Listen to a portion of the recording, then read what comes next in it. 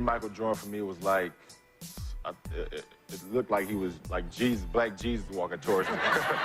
The relationship between Michael Jordan and LeBron James started when James was 16 years old, as a part of Nike's pitch to the youngster, who was at the time the most wanted free agent on the shoe market. It was a powerful route Nike embarked on and may have been a decisive moment in LeBron's decision process. When LeBron was 16, he and Carter went to Chicago to play in some pickup games with some NBA players. The workouts were at Hoop's gym outside the city, a facility run by well-known trainer Tim Grover. One day, Grover asked LeBron to stick around after the workouts ended. Then, a high-end sports car pulled into the lot, and Michael Jordan got out. LeBron and Carter were numb. Of course, Jordan was LeBron's idol, and the moment overwhelmed him. So did Jordan handing over his cell phone number. Jordan took him under his wing, becoming a mentor for a young star who, at the time, was already a semi-public figure. The relationship between the two continued as Jordan made his final comeback to the league. Over the years, when Jordan would come to Cleveland, he would reach out to James and spend some time with him.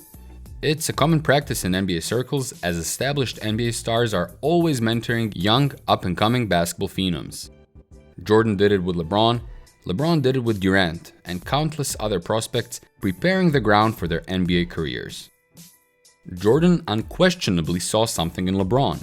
It's safe to say he wouldn't build a bond with just anyone.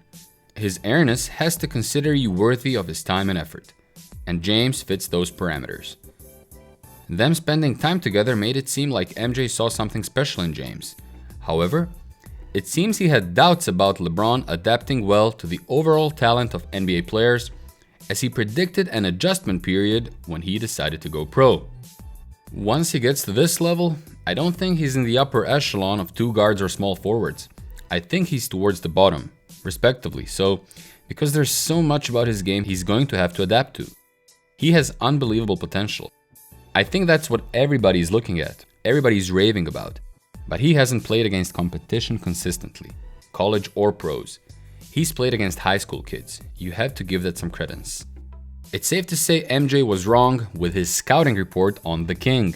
From his debut against the Sacramento Kings, where he had 25 points and 9 assists, it didn't take a genius to realize that this kid was going to be unique.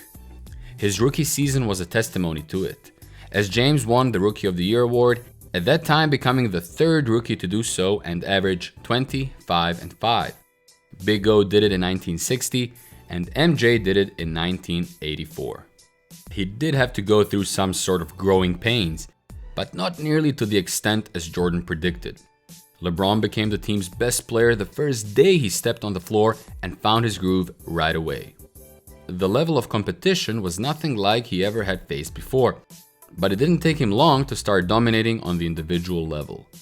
James did have to make some adjustments to his game, mainly from a physicality standpoint.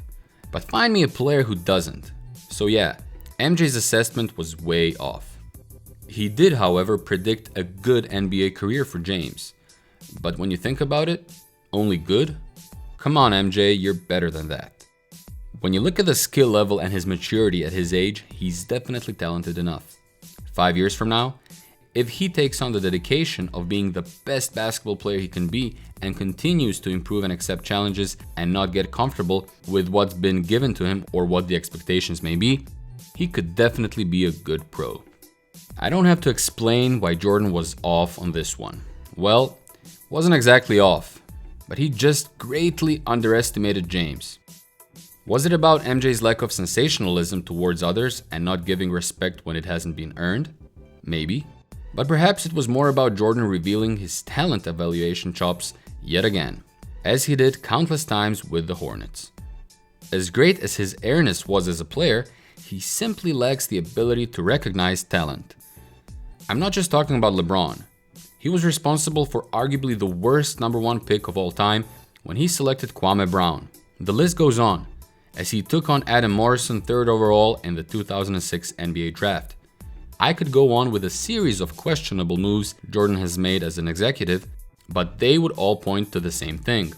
MJ was never able to assess talent accurately. His statements on LeBron verified. But you know what? It's okay. The man can't excel at everything. this just may be the skill he will develop over time. At the end of the day, it's in his nature to get better at whatever he does. What do you think? Did MJ's ego come into play and didn't allow him to recognize the star potential LeBron had? Or did MJ really think LeBron wasn't good enough? Let us know in the comment section below. If you enjoyed this video, please like and subscribe for more basketball content.